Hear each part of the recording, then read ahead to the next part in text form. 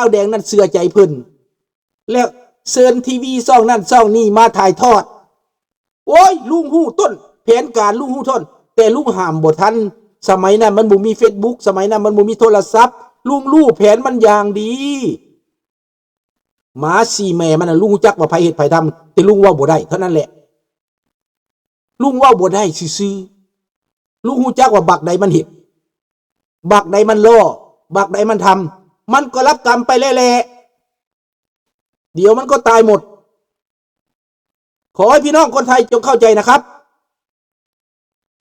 ช่วยคนลาวเป็นเสรีภาพเป็นประชาธิปไตยเราจะได้ไปมาหาสู่สะดวกสบายไม่ต้องยากไม่ต้องกลัวเหมือนดังอเมริกาแคนาดาเข้าไปเนี่ยง่ายๆประชาชนเขาถือกันนี่สิมีอย่างเปลี่ยนแปลงประเทศเป็นประชาธิปไตยแล้วก็เป็นเพื่อนกันค้าขายด้วยกันเปิดพรมแดนเสรีไม่มีเงื่อนไขง่ายไหมเอาอย่างนั้นนะดังนั้นพี่น้องเรื่องสงครามนี่มันเกิดขึ้นมานะมันเป็นเงื่อนไขแล้วมันเก็นเงื่อนไขแล้วคนผู้บ่ฮู้จักเรื่องจากราวคนผู้ประสบการณ์นั้นหาเรื่องใส่แต่หมู่ใส่ความแต่หมู่แม่นมันเป็นสนวนอันนี้เขาห้องสนวนเฮาจะบ่ไปทิ่มโทษใส่ว่าแดงเอาแต่บ่ทิ่มโทษใส่ยาเสพติดดอกใครก็ได้จะอะไรก็ได้ตอนนี้นะจุดสนวนเขาบอกเป็นการเริ่มจุดสนวนติดนี่เหมือนเคยเห็นคนว่ามีกองกำลังลาวนอก5 กองร้อยเท่าที่จำได้มันเคยคอมเมนต์ตอนลุงไล่สดเมื่อนานมาแล้วอะไรก็แล้วอะไรก็ได้ใครเริ่มต่อสู้ใครเริ่มจุดชนวนได้เลยจะเป็นฝ่ายไหนก็ได้ลุงตบมือให้ยังไงจัดการลาวแดงให้มันแตกสลายไปหมดลัทธิคอมมิวนิสต์สร้างตั้งระบอบราชาธิปไตยอันมีพระมหากษัตริย์ทรงเป็นประมุขเป็นประชาธิปไตยได้เลยไม่เอานะเป็นประชาธิปไตยเหมือนอังกฤษเหมือนเบลเยียมเหมือนหลายๆประเทศที่เขาเป็นนั่นแหละ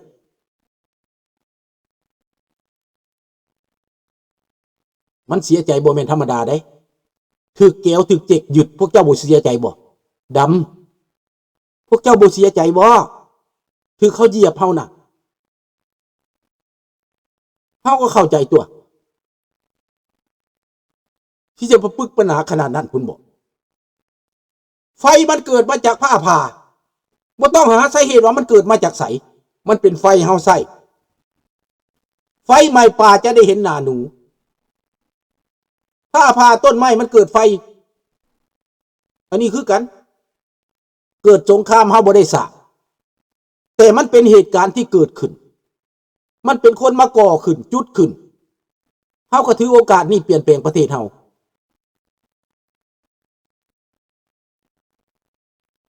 ไทยเวียดนามช่วยลาวให้มีท่าเรือส่งออกแล้วตอนนี้เพิ่งเปิดท่าเรือไม่สนใจไม่ได้สนใจจะช่วยมีท่าเรือมันก็ไม่ได้ช่วยอะไรไม่สนใจกูไม่ได้ภูมิใจเรื่องว่าเวียดนามให้ท่าเรือนะไม่สนใจเลยไม่ได้สนใจไม่ให้ความสำคัญนี้หรอกอันนั้นเป็นการเลี้ยงชีพของเผด็จการแค่นั้นไม่สนมันเป็นพวกเดียวกันมันหาผลประโยชน์จากเรามันที่ขนสินค้าเราไปขายของมันนั่นแหละของพวกมันนั่นแหละพวกมันมาตั้งสินค้าในตาวในนี่แหละรวยก็เป็นมันรวยเฮาบ่ได้รวยถ้าเฮือก็เป็นของมันนะ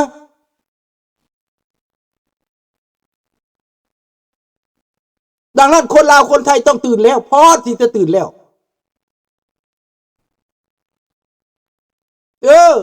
ให้มันผวากับมันเหี่ยวเหี่ยบนเลยแหละไปบักใดสิไปตายก็มันไปส่งกันไปมันคือส่งขึ้นไปตายโลดแหละเขาปักหลักเขาขุดหลุมเพาะล่อท่าแล้วไปโลด มึงมาโลดคันคนเป็นกองพันเลยเจ้ามาใกล้เขาได้บ่นี่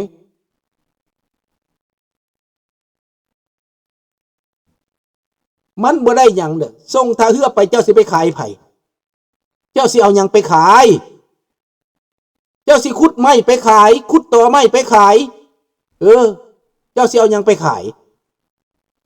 ถามแน่มันสิเปิดทาเฮือหยังมันบ่ได้เกี่ยวกับว่ามีทาเฮือหรือบ่มีทาเฮือมันเกี่ยวแล้วจะปกครองแบบใดนะจะปกครองแบบใดจะสร้างเศรษฐกิจแบบใดประเทศที่เขาบ่มีทาเรือเขาก็เจริญได้เหมือนกันหลายประเทศที่เขาไม่มีทาเรือเขาเจริญในเวียดกันเขาไม่ได้สนใจแม่นดังนั้นแหละตอนนี้ให้พวกเจ้าขึ้นเอาอายุทหาร17 ปีนี้หาความหู้จากลาวนอกจนได้หู้ความจริงแม่นแล้ว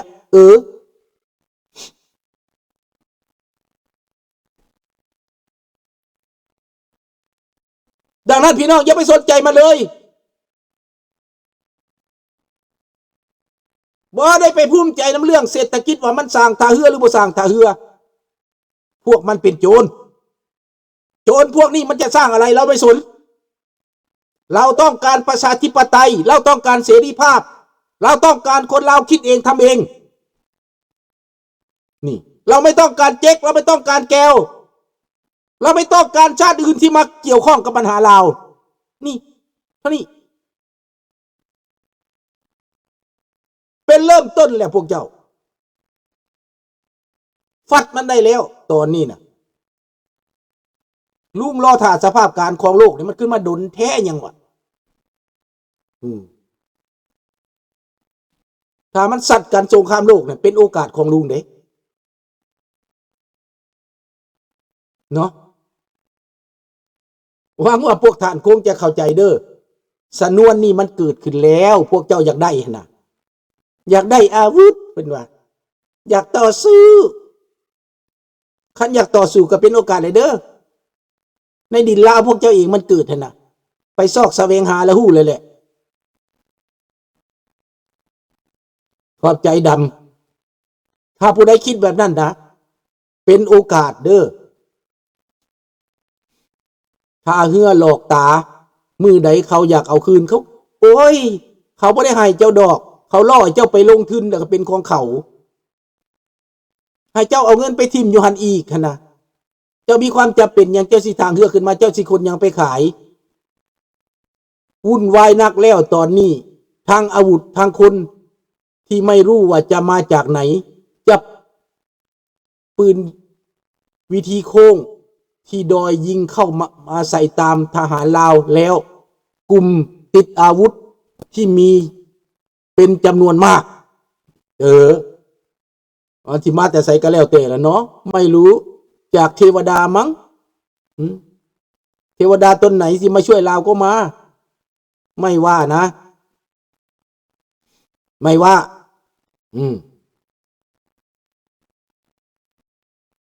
ส่งหอยไปขายบนนาชิเมนนั่นแหละบักสอนใจมันกำลังย่านขี่แตกเหี่ยวเหียอยู่แล้วตอนนี้นะแม่นกำลังของมันลุงเว้าแล้วลุงเดาไว้แล้วสบายดีวีดูกำลังของมันน่ะนะพี่น้องทหารลาวลูกหลานลาวพวกเจ้าอย่าไปหับไส้โจรเด้อให้พวกเจ้าเอาปืนออกมาเป็นโอกาสขอเบิกอาวุธตอนนี้ว่ามันเกิดสงครามขอเบิกลูกปืนเด้อขอเบิกเบ40ขอเบิกเบ41ขอเบิกคอ60ขอเบิกปืนใหม่จากสางเอามาปกป้องแล้วค่อยๆจัดการนายมันเนอะจัดการลูกน้องทองลุนจัดการลูกน้องสอนใส่นายมันตัวนายมันทอเป้งมันแล้วเขาก็เปลี่ยนใจเป็นประชาธิปไตยเรียกห้องพี่น้องเล่าเขามาซอยกันพี่น้องเอาเลยเป็นโอกาสแล้วพี่น้องคนไทยรัฐบาลไทยอย่าไปกังวลเลยถ้าเป็นประชาธิปไตยแล้วเราจะร่วมมือกันพัฒนาเศรษฐกิจ เราจะร่วมมือกันปกป้องประเทศไทยช่วยเราจะเป็นปากเป็นเสียงปกป้องประเทศไทยช่วยกันลาวนอกมีตั้งเยอะเขาพูดแทนได้เขารู้จักเห็นไหมในอเมริกาดิเราก็รู้จักทุกวันนี้อเมริกาไม่ได้ทิ่มประเทศไทยนะแต่เราไม่รู้จักเขาเฉยๆที่จริงเขาชอบไทยนะคนอเมริกาแต่คนไทยบางคนนะไปปั่นให้อเมริกานี่เข้าใจผิดคนไทยผมไปกินลาบอีสานแซ่บอยู่เมืองออร์แลนโดเมื่อวานนี้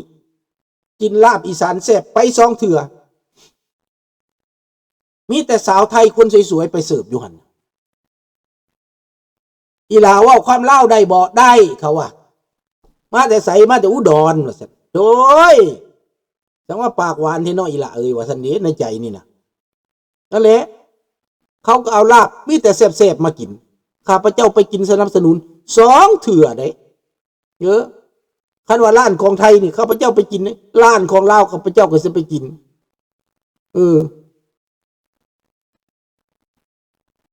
เขาก็รอจังหวะนั่นแหละเนาะเขาฮู้จักว่าผู้นำมันสิหนีไป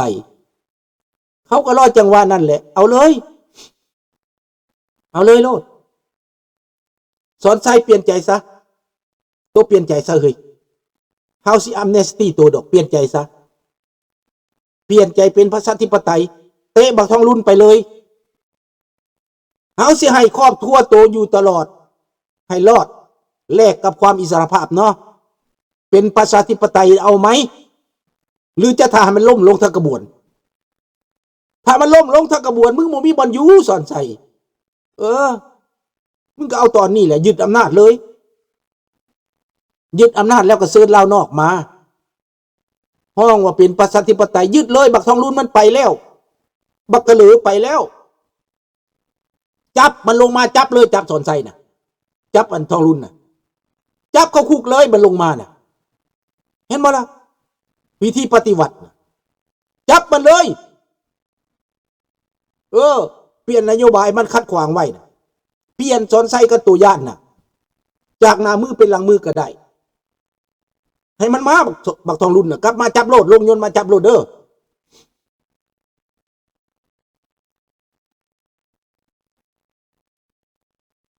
คันบ่เปลี่ยนจิ้มหายน้องจันทวีบ่เปลี่ยนแล้วจิ้มหายได้มีทางเดียวบักทองรุ่นมาแล้วจับโลดถ้ามันลงมาบ่ได้ดอกปฏิวัติเลยทันทีนี่เป็นโอกาสแล้วเอานะสอนใส่นะเฮ้ยบอกพวกเจ้าเด้อผู้ใดอยากเปลี่ยนแปลงเป็นประชาธิปไตยยึดตอนนี้ยึดอำนาจนะ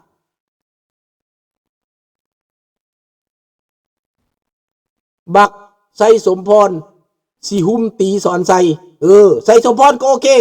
การไซสมพรยึดอำนาจโอเคไซสมพรมันก็บอกเป็นลูกไก่สอนดอกมันเป็นลูกเรียกมึงเป็นลาวบักไซสมพรมึงอย่าบ้ามึงยึดอำนาจก็ได้คือมึงกล้าน่ะยึดโลด